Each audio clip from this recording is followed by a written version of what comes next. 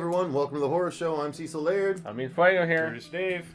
Back once again to continue our coverage of the Jurassic franchise. Little bit of a camera malfunction, so this is the second time we're recording our review, and technically Fuego's and my third time reviewing Jurassic World. Stack them up, man. So yeah, we're gonna talk about this like we talked about everything else, except now I'm wearing a Breathe Right strip because I thought I was done reviewing things. But nope. Shut up, he needs them. Yeah, don't make fun of me, I need to breathe. But guys, we're here to talk about what I largely consider the return to form for the Jurassic franchise after both 2 and 3. We'll do this like we do all of them, talking about our overall opinion, then the story, the acting, the effects, all that good stuff in turn. But yeah, my overall thoughts were I really loved Jurassic World because I thought it was just a fun return, like I said, return to form, a good popcorn flick. That was just, thrilling with the dinosaurs. It was a little bit silly at times, especially with a couple of the characters, but overall it was just a very, very enjoyable and thrilling and still somewhat awe-inspiring movie for me, as, the dinosaur-loving 10-year-old was really happy throughout this movie. Yeah, and the dinosaur-loving 10-year-old that I was when I saw the original Jurassic Park when I finally get to see it at a friend's house as opposed to in the theaters, I was returned to that aspect of wonder because the park that, I dreamed of seeing, that they gave you a little taste of in the original film, it's manifested. It was real, and it had been going for 10 years by the time, story-wise, this actually happened. I love the chemistry between the duo. Now, the rest of the supporting characters, maybe not so much. They're all just okay. It was nice to see Wu back, but... yeah, bottom line, I had a ton of fun with this movie. I loved seeing new dinosaurs, especially of the swimmy variety. So, yes. And I enjoyed this film as well. However, I was disappointed by several of the decisions were made. For example, I felt that the film, like many fans, was very heavy with the CGI. Not that it was bad CGI, it was just there was a lot of it. And, one of the things we loved about the original so much is that blend of practical and CGI. I think this film didn't achieve that same magic. And I don't think this film had the same gravitas when it came to the story, but I still enjoyed it. I think Chris Pratt saved this for me, along with his charisma with Bryce Dallas Howard. And... other than some of the annoying little side characters, I really did enjoy this film. Those damn children. The children, and I actually wasn't a huge fan of the military man played by Vincent D'Onofrio. Right. After seeing him as the Kingpin in Daredevil, it's like, I wish he could be that in everything. Sugar water. But, yeah, he was also, that's true. He was the alien in the Egger suit. He's in Cell, too, right? Yep, he is in Cell, indeed. So anyway, guys, we'll talk about the story just real briefly. That is the fact that we are now back at Jurassic Park, Isla Nublar, except the park has been built and has now been in operation for more than a decade. And at this point, the audience or viewing public is starting to get bored of the place. So they have to sort of come up with a new way to spur on interest in the park, or else the investors are going to start to get upset.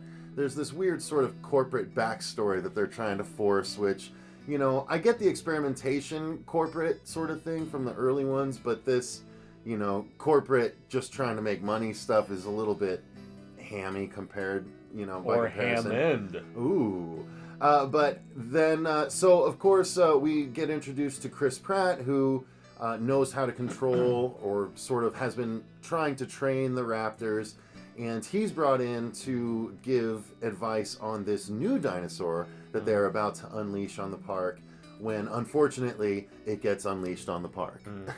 And then literally what happens after that is the subject of the rest of the film. So I thought the story was, while basic and while being a sort of Force Awakens-ish rehash of the first movie, I still enjoyed it very much for what it was. I was fine with it being just the same way I was more okay with this one's rehashing of the first one than I was with Force Awakens rehashing of the first one. Same. Because this wasn't just a rehashing, this was an obvious evolution. While The Force Awakens was just a bigger planet-killing base, this one was just this was an operational park with new different dinosaurs and new technology and new relationships between the dinosaurs. You know, with Chris Pratt and his relationship with the raptors.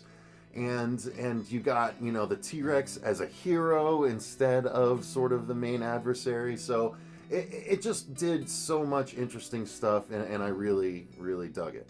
Yeah, if we're going to talk about, like, rehashing of beats, I mean, obviously there was scene after scene where, I mean, even the T-Rex being the hero, I guess, was kind of the end, saving them from the raptors in the original film. But, you know, I didn't like the story stuff with the two kids and them being the nephews, I guess, of the Bryce Dallas Howard character, and them having to go off with the assistant and all that. His parents were being divorced back home. Yeah, we've already seen, you know, troubled homes in one of these movies before and stuff like that. But, I mean, once Pratt and the chemistry with him and Bryce got going and stuff, and once the chaos in the park happened is when this movie really, really takes off. And just seeing this sort of mass madness with such a huge group of people and a fully populated park, and I just loved seeing the melding of the San Diego Zoo and SeaWorld mushed together, but with dinosaurs. I just loved it. It enthralled me. It did honestly make me feel like a kid again, and as I said earlier, transport me back to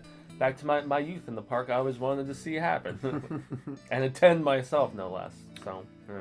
And I would say that for me, this story is actually it's close to the heart of what Michael Crichton often preached in his books, that the second you try to control something, it slips out of your hands. And what has happened since InGen had gone bankrupt is that obviously the government had taken over all this property, and the military now has a vested interest in the science that's going on.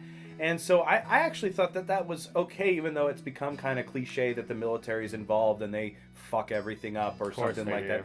But what I kind of liked about it, again, is that Chris Pratt has that moment where he goes, wait a second, you've raised this thing, you've trained it to basically hate you, and you've never let it out ever.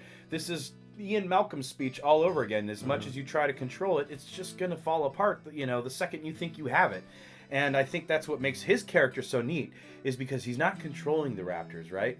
He's kind of like co-authoring with the raptors. He's like, hey, look, come with me, not come with me, you know? So I liked all that aspect, and like we've hit on several times, the charisma between those two made the movie for me. The story with the kids and all that other stuff, and you know, the military, the bad guy, you know, like wanting to manipulate stuff. You know, it was okay. It wasn't anything blow off the roof. But I do think at the heart of the story is a Michael Crichton. So that's I do like the story. Word. Cool. Yeah. What about the acting, though? I mean, you know, obviously we had some super strong acting in the first movie, some pretty good acting in the second movie, and then some kind of, you know, some weaker characters in the third movie. But this one, I thought, again, for the most part, at least our two leads were enjoyable. The two kids, not so much. Yeah. But I do want to mention some of the other actors that we didn't actually mention the first time we did this, and that is both Jake Johnson and Lauren Lapkus. Right. The two tech nerds back in the home base that had their blossoming love, sort of, where Jake Johnson was actually thinking that, and she at one point shuts him down, which apparently was an ad-libbed moment. Oh, was it? Yeah, when he like goes and she's just like, I have a boyfriend. Like that whole scene, I guess, was, or at least the first time they shot it was ad-libbed. So the acting was just a lot of fun in this one for the most part. Yeah. It was over the top with the assistant, and the kids were annoying in my opinion, but everyone else I was totally fine with. Yeah, this was the year that Pratt became like huge, because he did Guardians this same year, if I'm not mistaken, or maybe the year before. It was within, you might be like, right. It was within the span of a year that he did both of these big blockbuster and Lego films. Movie too, if I'm not mistaken. Yeah, and suddenly he was a household name, even though he was just before the Parks and Rec guy. Always funny, you know, really good, and I loved his chemistry with Aubrey Plaza on that show. But you know, nonetheless. Remember he gets hit in the face with the keyboard in Wanted? Really? Was he the the brother? No, he's the annoying guy that he works with. He also played the brother in some movie too. Yeah. Anyway, this was the solidifying of his stardom in a lot of ways, and you can't talk enough talk enough about the chemistry once again, but I was actually really happy to see the actor who plays Wu, and I know you will remember his name, maybe. James Wong? No. James Wong. I think he's not far off. Is it Herman Wong? Or Herman... Boy, and he's on way to go. CSI, Yeah, and he's in Mr. Robot and a bunch of other shows. Seeing how his character has changed over the years and the way that he portrayed just that slight little more edge and, sinister nature and stuff like that, and how he's risen through the ranks to basically be the main person behind this as opposed to just Hammond's, right-hand guy and stuff was fascinating. Well, the science is in charge now, right? Mm-hmm.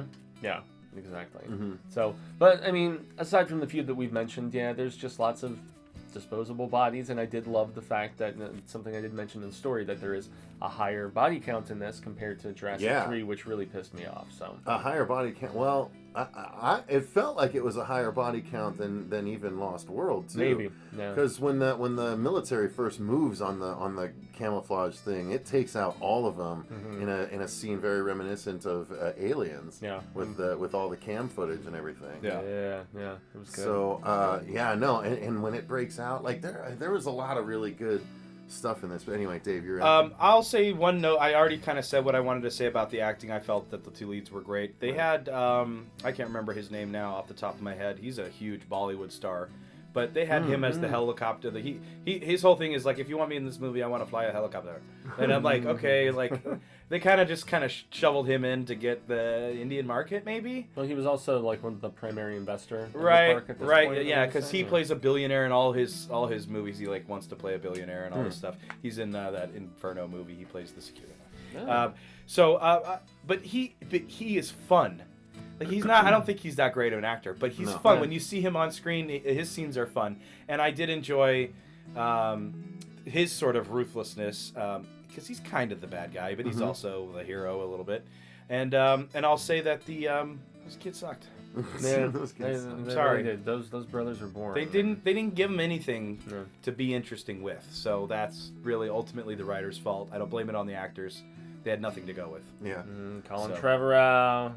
So I think that was, like I said, I think that was felt shoehorned in. And but just to dovetail in, I mean, there was really, really cool special effects that they did with the kids in that little glass ball thing. I thought that was like one of the coolest things that we saw. That scene when it was attacking them in the ball and it like slams it up and down and they have to rush away from it. Like there was a lot of really cool stuff when they wasn't there a scene where it was running after it chased them for a bit and then they jumped into some water, right? And it like snapped at them. Like that kind of stuff, that nipping at the heels stuff is always so thrilling for me when I see So I really liked it. I dug the effects. I hear what you're saying as far as having so much CG, because there was definitely a lot more compared to the past movies, which I believe you said, Fuego, they're trying to fix that in Fallen Kingdom. They are. That's the intent, is that they heard the clamoring and the bitching in a lot of ways about it being just pretty much all CG in the first Jurassic World, and so